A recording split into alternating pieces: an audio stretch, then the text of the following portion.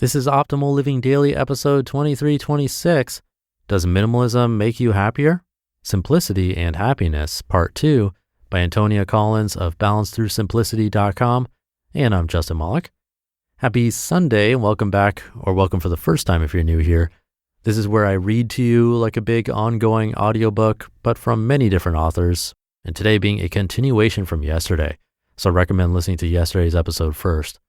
If you're all caught up, let's get right to part 2 and continue optimizing your life.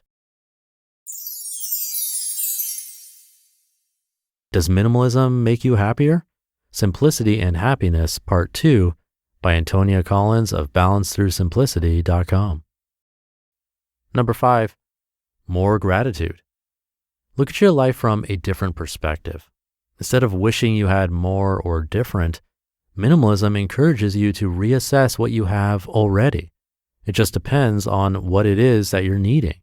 Is it more shoes, more gadgets, or is it more time, peace, or love? Gratitude is a powerful mindset that changes how you perceive enough in your life. Number 6, more in tune with my needs. When my time is less overbooked and I have less pulls on my time and brain, then I can actually listen to my body and what it needs. I'm more aware of what I'm feeling and why, and have space and flexibility to make any changes I need. Number 7, more practiced in saying no. Saying no is like a muscle. The more you use it, the stronger it becomes.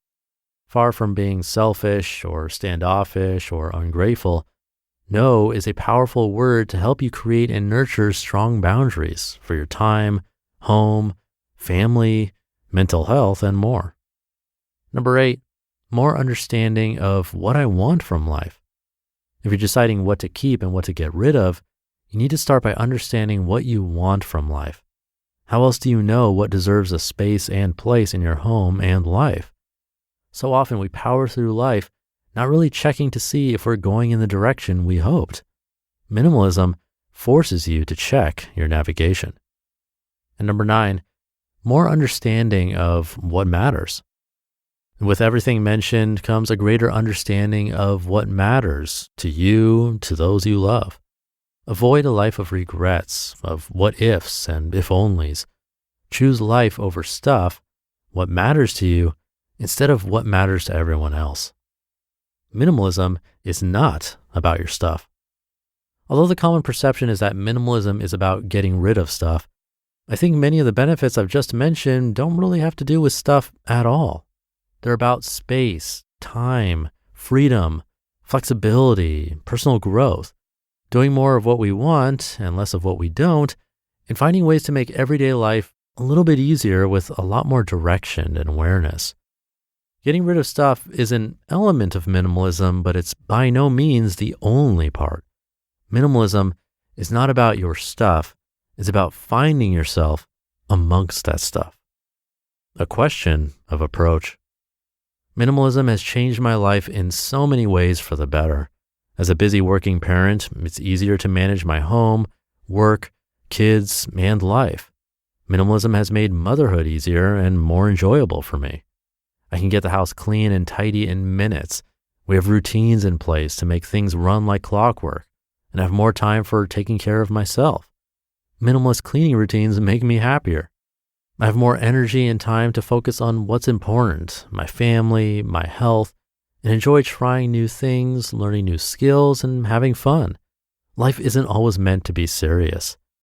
I'm definitely more at ease, more satisfied, and more content with my life now than when it was overstretched and overstuffed. Does minimalism make you happier? I think the answer is largely down to how you apply it. If I decided to remove all my furniture, limit my family to a certain number of belongings each, never go shopping, throw out the TV or my daughter's prized collection of rocks or anything totally extreme, then minimalism would probably be a disaster for my family. It just wouldn't be realistic, and there would be many more negatives than positives. How you choose to make minimalism work for you, the approach you take, is the key. And of course, remembering why you wanted to try minimalism in the first place. It's not about your stuff.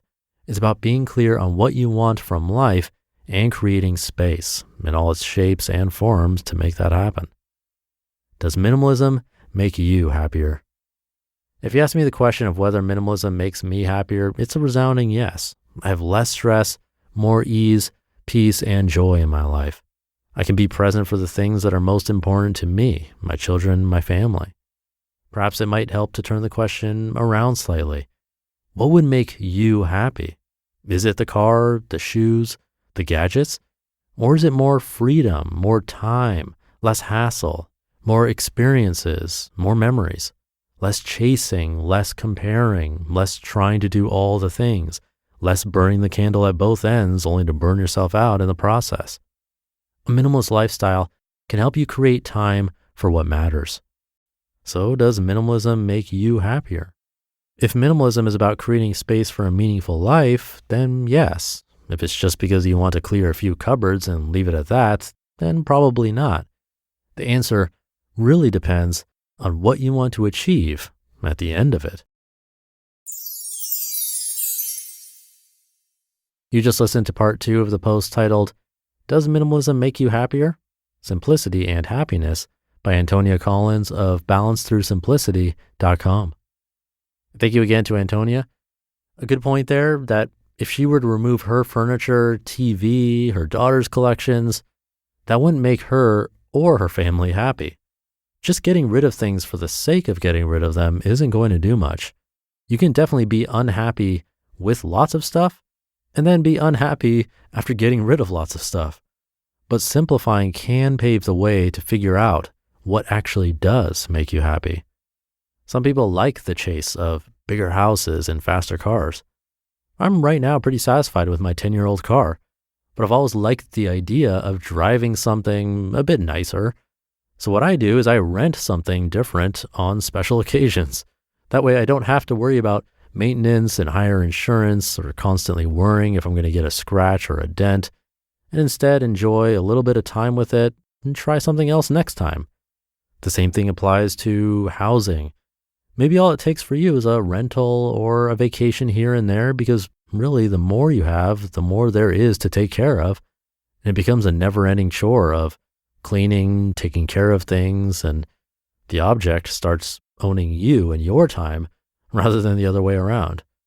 So something to think about this weekend. Have a great rest of your weekend if you're listening in real time. And I'll be back tomorrow for Minimalist Monday, where your optimal life awaits.